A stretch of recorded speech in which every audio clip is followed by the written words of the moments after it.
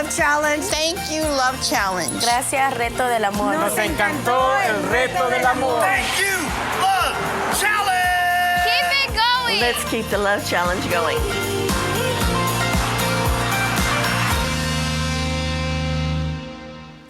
Pues hola a todos, muchísimas gracias por estar con nosotros, ya sea de forma presencial en este auditorio, como también aquellos de ustedes que nos están acompañando en línea. Y antes de entrar al mensaje, creo que es apropiado de que tomemos un momento también para hacer una oración por lo que está sucediendo específicamente en Ucrania en este momento. Creo que todos hemos estado al tanto de los noticieros y hemos visto las imágenes tristes, desafortunadas de las personas que han muerto y han sido heridas por la situación de la guerra que se ha armado entre Rusia y Ucrania.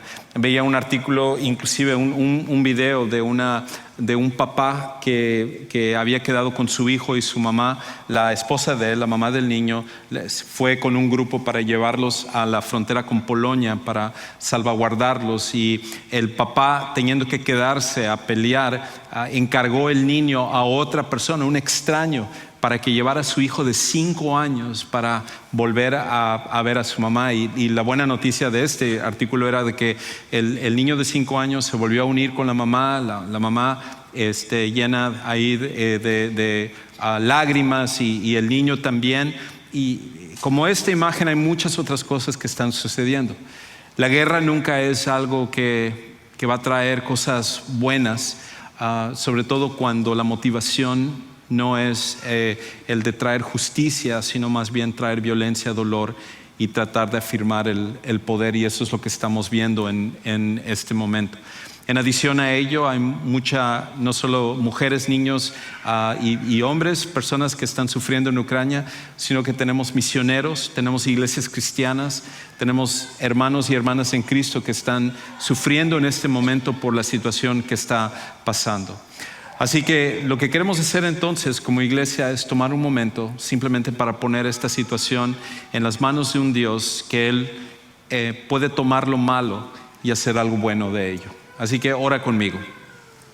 Padre Celestial, queremos en este momento levantar a la nación de Ucrania delante de ti. Cada uno de los pobladores, todas estas personas que en este momento están llenos de temor, que están llenos de frustración, que hay tanta confusión por todo lo que está sucediendo, número de muertes, número de heridos, personas y familias que están siendo separadas y que no saben exactamente lo que se necesita hacer, mientras que otros están tomando armas para pelear en contra de Rusia.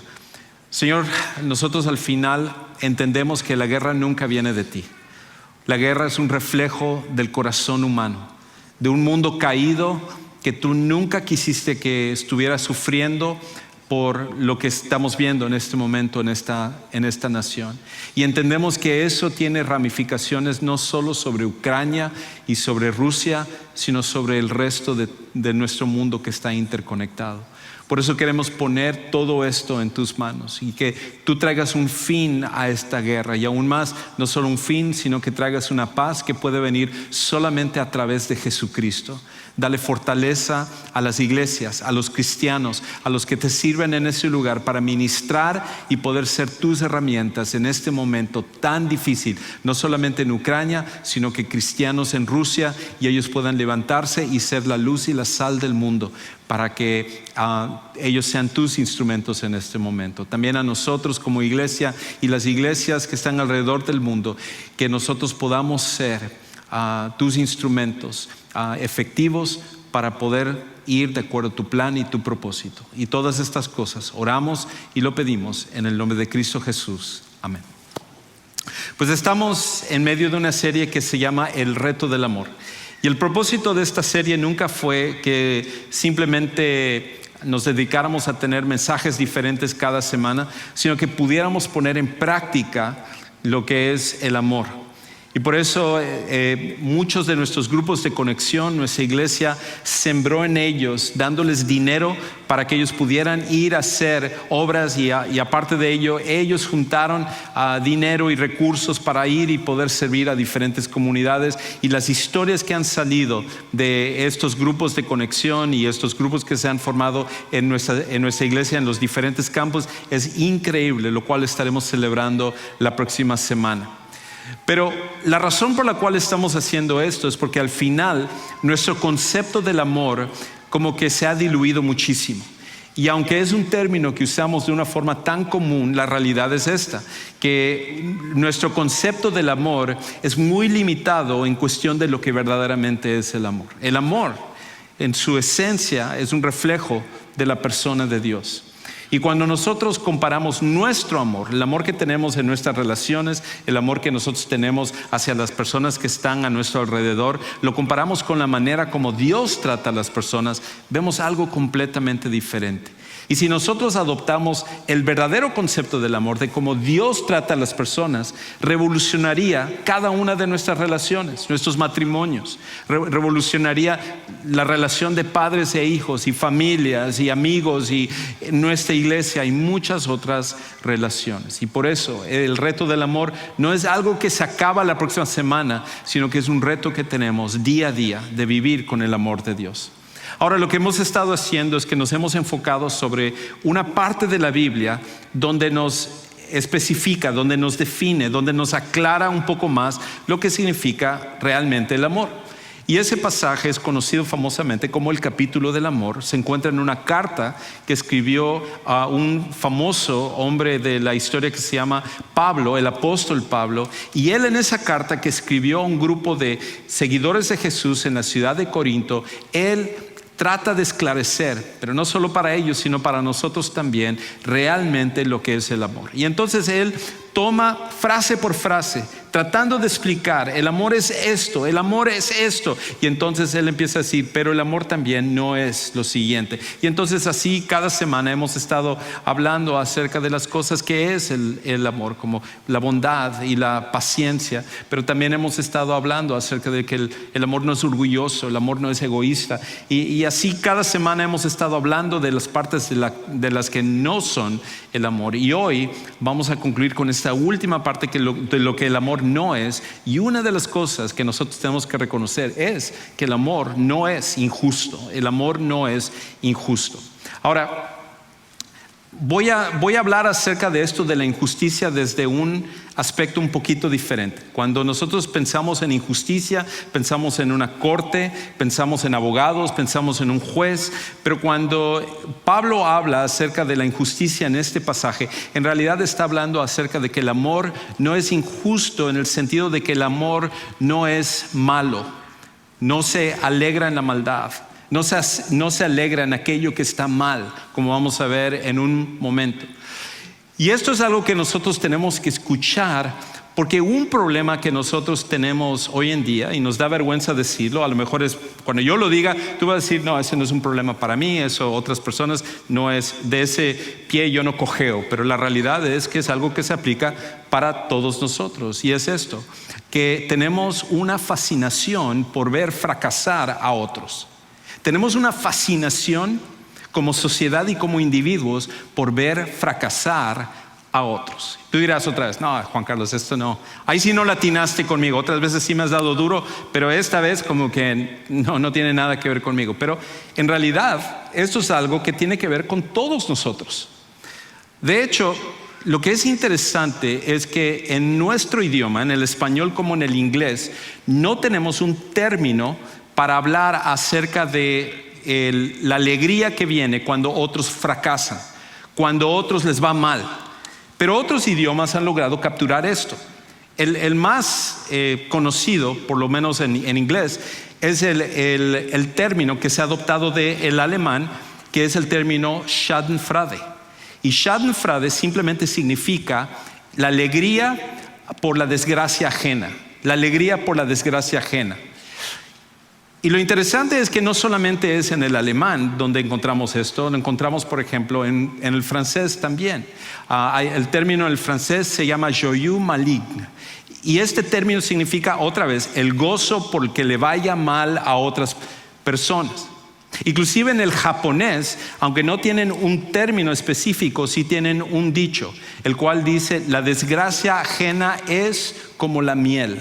La desgracia ajena es como la miel. Cuando a otros les va mal, trae una alegría a nuestros corazones. Y hasta, yo sé, hasta aquí tú estás diciendo, la gente que se alegra de eso es la gente que está muy mal. ¿En serio?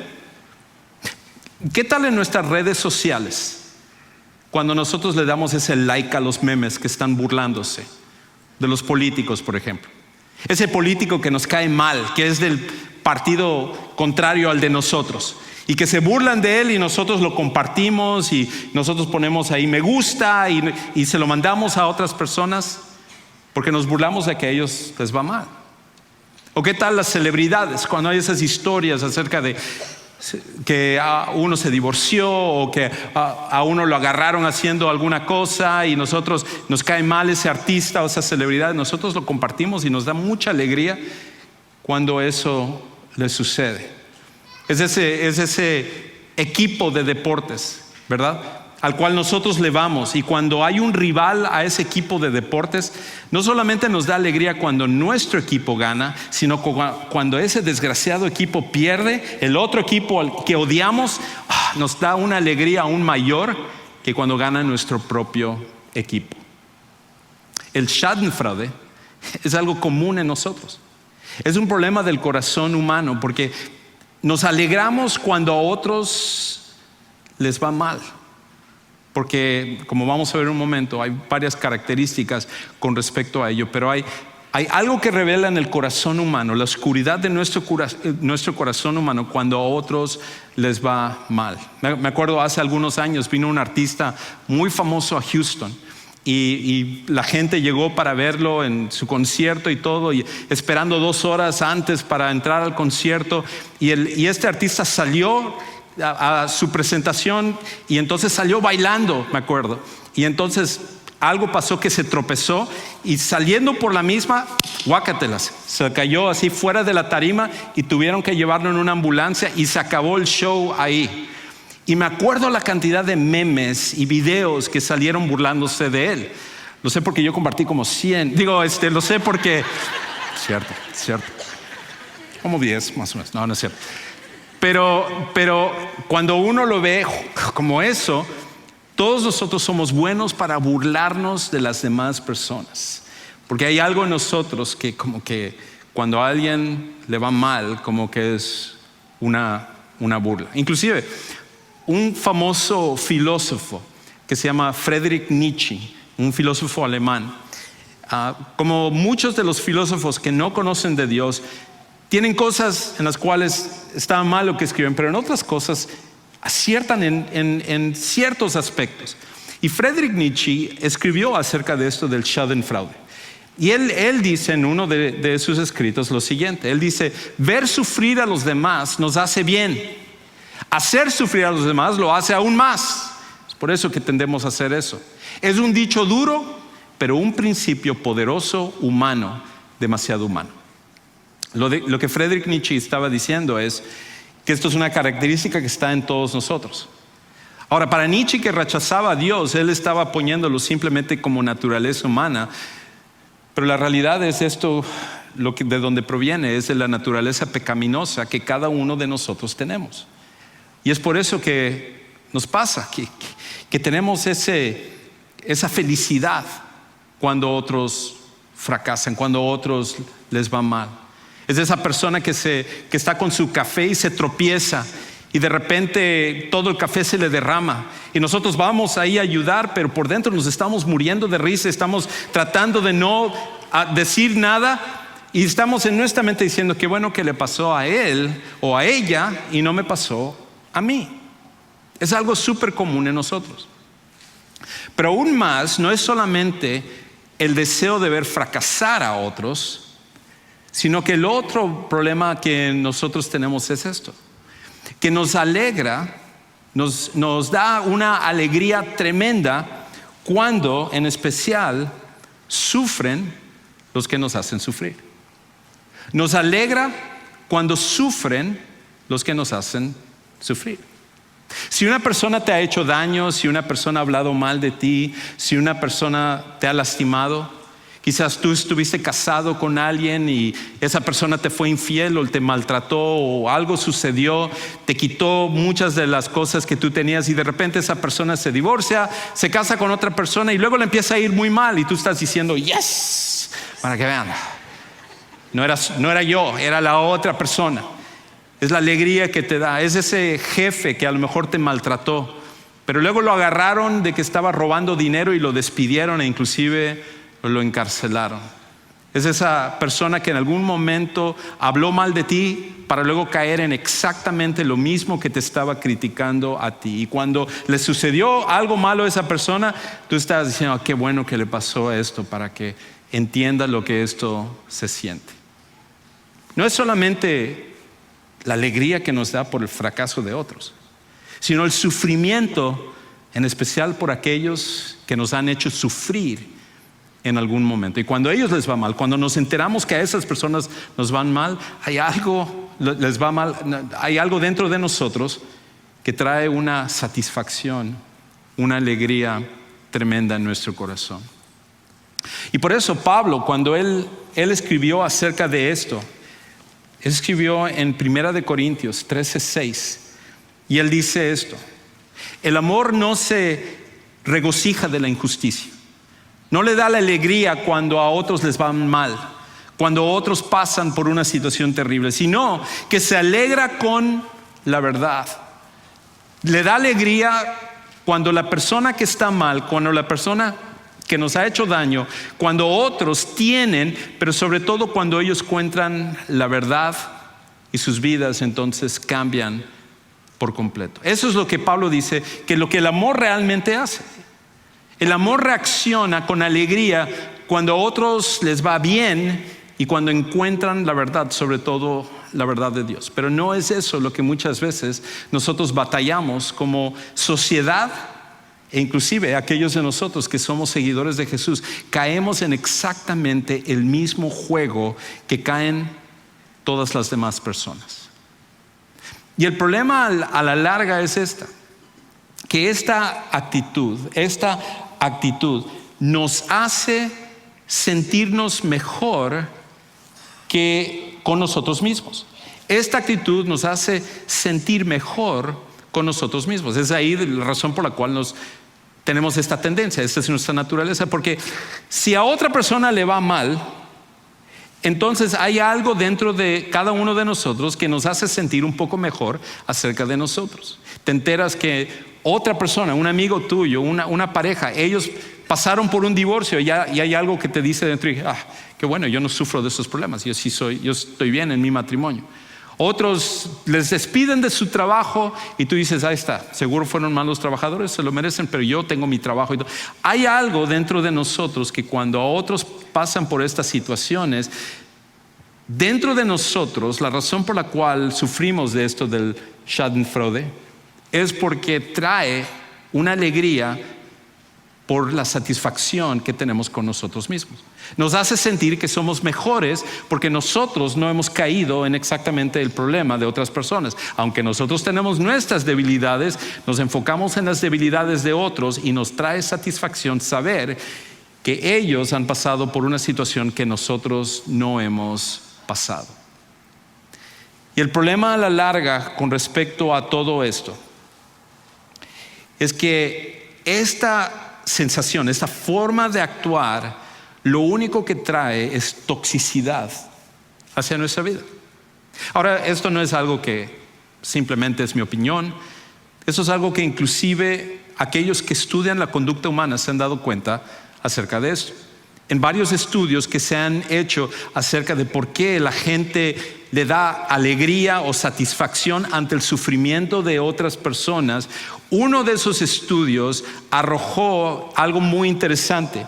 La doctora Catherine Chambliss, que es una maestra o una profesora de una universidad en Pensilvania, ella hizo un estudio con varias personas, sobre todo personas que estaban pasando por depresión, estaban pasando por un momento difícil, y se encontró que cuando más sufres de depresión, más sufres de Schadenfreude. Y entonces ella concluye esto. Ella dice, cuando estás deprimido y te sientes inadecuado, no, te sientes mal con respecto a cómo otros tienen y tú no tienes, otros son y tú no eres, los éxitos de los demás se vuelven insoportables de presenciar porque establecen una comparación que te hace sentir peor. Es cierto que la miseria ama la compañía. En otras palabras, si a mí me está yendo mal, si yo no me siento mal, quiero que todos se sientan así. Y si alguien está bien, me da envidia, me siento mal conmigo mismo. El problema es que la schadenfreude en personas con depresión acaba siendo tóxica para sus amistades. Y esa es la dirección en la cual estamos yendo como sociedad. Las redes sociales simplemente fomentan esta forma de pensar, de burlarnos, de hacer de menos, de alegrarnos ante el sufrimiento ajeno. Si de por sí esto es algo en el cual batallamos como seres humanos, la tecnología lo único que ha hecho es hacer de esta situación aún peor. Y entonces, como seguidores de Jesús, una de las cosas que nosotros tenemos que poner atención es esto, que la satisfacción por la desgracia ajena se opone a la compasión de Dios. La satisfacción por la desgracia ajena se opone a la compasión de Dios.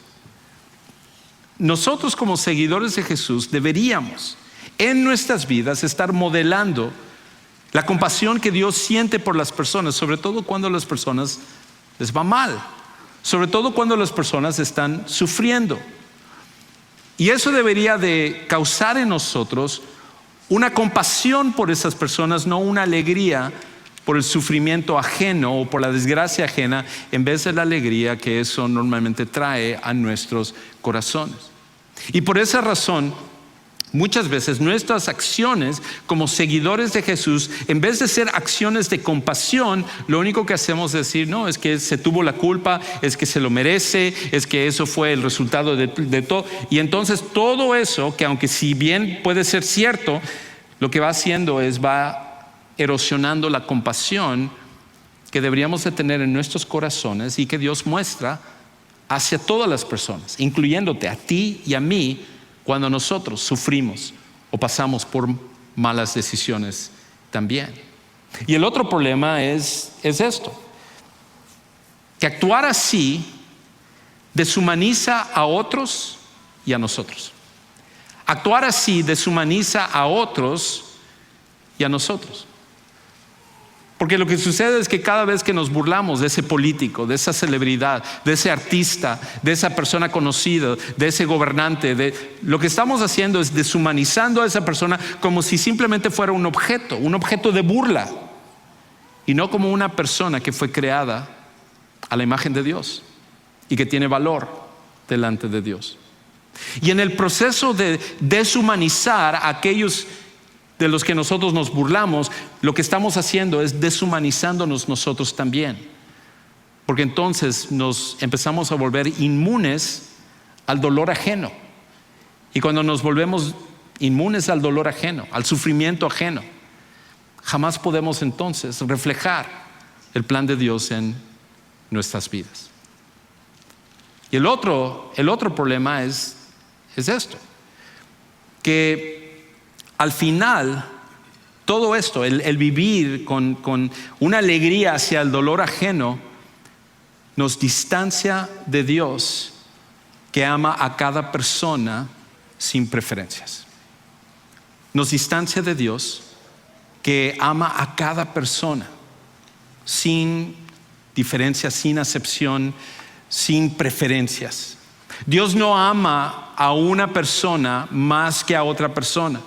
Muchas veces en nuestra mente podemos pensar que Dios nos ama más a nosotros porque somos las personas que venimos a la iglesia, que tenemos las calcomanías en nuestro carro acerca del cristianismo, que nosotros vamos a los lugares correctos, que no estamos haciendo ciertas cosas y de alguna manera estamos pensando que Dios nos ama más a nosotros que a las personas que son diferentes a nosotros. Pero la realidad es esta: el amor de Dios no tiene preferencias. Nosotros sabemos el daño que sucede en una familia cuando hay preferencias entre los hijos. Cuando el papá o la mamá trata a un hijo como favorito en vez de los demás, el gran daño que eso causa a sus vidas es algo que no sucede con Dios. Dios no tiene favoritos y Dios no hace preferencia entre las personas. Inclusive aquellas personas que en algún momento nos han lastimado, esas personas son amadas por Dios, tanto como nosotros somos amados por Él. Y entonces cuando nosotros vemos que el amor de Dios, contrario al de nosotros, no hace preferencias o diferencias entre las personas, entonces poco a poco lo que empezamos a ver es un distanciamiento de Dios, porque Dios actúa de una manera y nosotros tenemos una preferencia de actuar de otra manera. Pero al final, Pablo nos dice, el amor no es injusto, porque al final el amor es un reflejo de la manera como Dios actúa.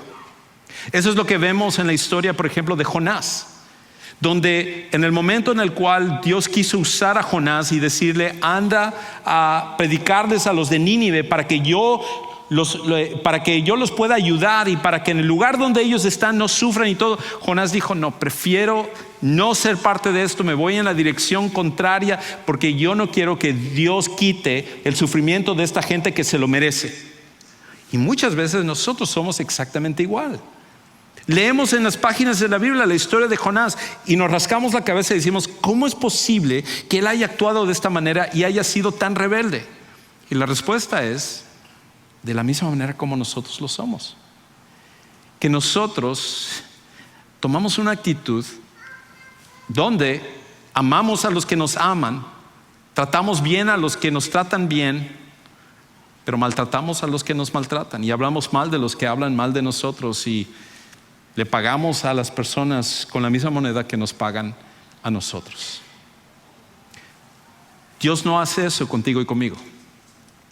Dios nos da gracia hasta cuando nosotros hemos actuado como desgraciados. Dios nos da amor cuando nosotros somos rebeldes ante Él. Y entonces la pregunta tiene que ser con respecto a esto de que ¿qué es lo que debemos hacer si esto va contrario y nos distancia acerca de Dios? Inclusive uno de los hombres más sabios de la antigüedad, que fue Salomón, habló acerca de esto. Y en 2 de sus proverbios él habla acerca de la manera como esto es algo que nos va causando que estemos distantes de Dios. Por ejemplo, en Proverbios capítulo 24, versículos 17 y 18, él dice esto: no te regocijes cuando caiga tu enemigo, y no se alegre tu corazón cuando tropiece. No sea que el Señor lo vea y le desagrade, y aparte de él su ira. Y luego en Proverbios 17:5 sigue con esta misma idea. Él dice esto: el que se burla del pobre afrenta a su hacedor. El que se regocija de la desgracia no quedará sin castigo. Dios es un Dios que no hace preferencias y su amor no tiene favoritos. Y eso es bueno, porque significa que te ama a ti de forma incondicional, pero también a las personas que te han hecho daño. Y si es este tipo de amor el que Dios tiene, la idea es que nosotros deberíamos de reflejar este tipo de amor en nuestras relaciones. Por lo cual nos lleva entonces a la pregunta siguiente: ¿cómo combatimos esto? ¿Cómo combatimos esto en una sociedad que fomenta el gozo y la satisfacción por ver la desgracia ajena, por ver que sufran los que nos han hecho sufrir? ¿Cómo podemos nosotros ser diferentes? ¿Cómo combatimos esto? Y aquí hay 3 principios que quiero compartir contigo. Son parte de la predicación más famosa de todos los tiempos, que se llama el Sermón del Monte, predicada por Jesús. Y Jesús en ese sermón, su primer sermón, donde miles de personas se reunieron para escuchar a Jesús primera vez hablar, él lo que hace es que establece los valores del reino de Dios versus los valores del reino de este mundo. La manera en la cual opera Dios versus la manera como nosotros operamos como seres humanos. Y entonces en esta predicación, en este contraste que él hace, empieza por ejemplo, con las bienaventuranzas, que son bendiciones. Y él entonces empieza a hablar acerca de cómo es más bendecido el ser pobre en las cosas de este mundo, pero ser rico, en cambio, en las cosas de Dios. Es mejor, es más bienaventurado llorar por el sufrimiento en este mundo siguiendo a Dios, que lo que es tener satisfacción completa por todas las cosas que este mundo te puede ofrecer, pero a la larga vas a perder.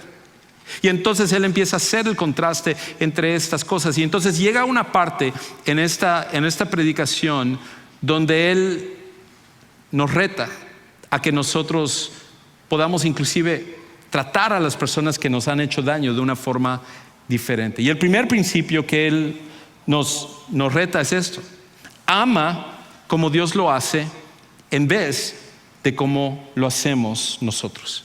Ama como Dios lo hace en vez de como lo hacemos nosotros. Inclusive él dice ahí, Mateo 5:44, pero yo les digo, en vez de actuar como el mundo lo hace, en vez de actuar como todas las personas lo hacen, esto es lo que yo les digo: amen a sus enemigos.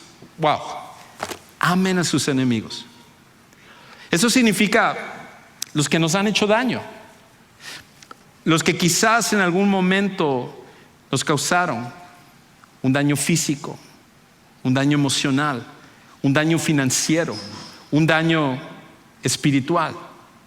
Esas personas, siendo nuestros enemigos, Jesús da un paso más allá de lo que la mayoría de las religiones han hecho a través de la historia. Muchas religiones han dicho: trata a otras personas como quieras que te traten. Jesús lo menciona aquí y más adelante él va a profundizar en ese principio, pero en esta él lo lleva a un grado aún más alto. Él dice: no solamente no maltraten a sus enemigos, sino que amen a sus enemigos. Y entonces él da el segundo principio. El segundo principio es esto: reemplaza tu deseo por ver sufrir a otros con tu oración por ver a Dios actuar en ellos. No solamente es amar a tus enemigos, sino que aparte de ello es orar por ellos. Y en vez de tener un deseo para que Dios haga sufrir a las personas que nos han hecho sufrir, es la idea de más bien orar por ellos para que el plan de Dios se lleve a cabo. Escucha lo que continúa diciendo. No solamente les digo amen a sus enemigos y oren por los que los persiguen, para que ustedes sean hijos de su Padre que está en los cielos, porque Él hace salir su sol sobre malos y buenos y llover sobre justos e injustos. Un Dios que no hace preferencias.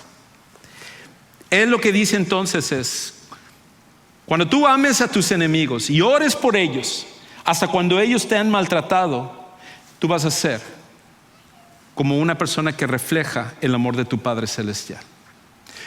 Me acuerdo cuando yo era adolescente, muchos en mi familia me decían esto. Me decían: Juan Carlos, ¿cómo te pareces a tu papá? ¿Cómo te parece a tu papá? No solamente físicamente, sino en mi carácter. Y me molestaba cuando me decían, me repetían mucho eso. Hasta que en una ocasión, ya mayor y todo, vi una foto y dije: wow, no me acuerdo de esta foto, y me doy poniendo más atención, era mi papá, no era foto de mi papá. Pero luego el carácter, la forma de ser y todo, muchas cosas muy, muy parecidas. ¿Qué tal si dijeran: wow, ¿cómo te pareces a tu Padre Celestial? En la forma en la cual tú tratas a las personas, en la forma en la cual amas inclusive a aquellos que en algún momento te han maltratado. Porque tratar a otros mal, que nos han tratado mal, eso es fácil, todo el mundo lo hace. Pero lo que nos hace diferentes como nuestro Padre Celestial es cuando amamos como Jesús amó. Y Jesús amó a sus enemigos, que en algún momento tú y yo fuimos ellos también. Por esa razón, cuando amamos y oramos por las personas, en vez de burlarnos de ellos, en vez de que nos dé alegría de que estén mal, empezamos a actuar como nuestro Padre Celestial. Y lo último es esto. Quizás hasta aquí tú dices: Juan Carlos, eso suena súper bien, pero imposible, ¿cómo lo voy a hacer? Yo ahorita tengo una persona que, ojalá fuera memes, algo más profundo, porque me ha hecho un daño increíble esta persona. ¿Cómo puedo yo amar a esta persona y orar por esta persona? La respuesta es simple. Al final, lo que tú necesitas hacer es esto: pídele a Dios que te haga más como Él. Pídele a Dios que te haga más como Él. Todos luchamos en esta área. Constantemente tenemos que regresar a Dios y decirle: Padre Celestial, ayúdame a ser más como tú lo eres. Y aunque no tengo el deseo de actuar de esta manera, lléname de tu amor, que al final es el único que puede actuar de esta manera. Y la buena noticia es esta: que cuando tú le pides a tu Padre actuar de esa manera, Él es el que va a ayudarte para que tú lo hagas. Y entonces, poder en algún momento escuchar: tú eres como tu Padre Celestial. Ahora, todo esto sucede solamente cuando nosotros ponemos nuestra fe en Jesucristo como nuestro Salvador personal. Esto no es algo que viene simplemente por el deseo de hacerlo, no es algo que te unes a un grupo y te enseñan cómo hacerlo. Esto es algo que necesita ser transformado de adentro para afuera, y eso solamente sucede cuando conoces a Jesucristo como tu Salvador para perdonarte de tus pecados y como tu Señor para tomar control de toda tu vida. Y eso sucede cuando nosotros ponemos nuestra confianza en Él. No es un rito religioso, no es comprometerte a venir a la iglesia o ser parte de una religión, es venir a conocer a Jesús de una forma profunda. Quizás tú nunca has tenido ese encuentro con Jesús, y nos encantaría el día de hoy ayudarte a que tú tomes ese paso. A lo mejor nunca has escuchado de esto antes o has tenido temor de hacerlo. Cualquiera que sea tu situación, ¿por qué no tomar esta decisión el día de hoy? En unos momentos vamos a estar terminando y tenemos un lugar preparado para ayudarte, en especial para que tú lo puedas hacer el día de hoy, que se llama nuestro centro de siguientes pasos. Ahí hay personas listas, preparadas para ayudarte a tomar este paso. Quizás para ti es el paso de bautizarte, o a lo mejor tú necesitas oración, o necesitas conectarte con otro grupo de personas que te ayuden a estar firme y seguir adelante. Cualquiera que sea tu siguiente paso, terminando, no dejes de visitar nuestro centro de siguientes pasos para tomar esta decisión el día de hoy. Padre Celestial, gracias porque tú nos amas con un amor incondicional, y perdónanos porque nuestro amor muchas veces no tiene diferencia de todas las demás personas. Pero tu Hijo Jesús, que en la cruz demostró de forma palpable un amor incondicional para nosotros cuando éramos tus enemigos y para toda la humanidad. Señor, ayúdanos a ser como tu Hijo Jesús, a ser como tú y amar a cada persona independientemente de quién sea. Gracias porque podemos llamarte nuestro Padre Celestial, y ayúdanos a reflejar esa relación en nuestra forma de vivir. Esto te lo pedimos en el nombre de Jesucristo. Amén.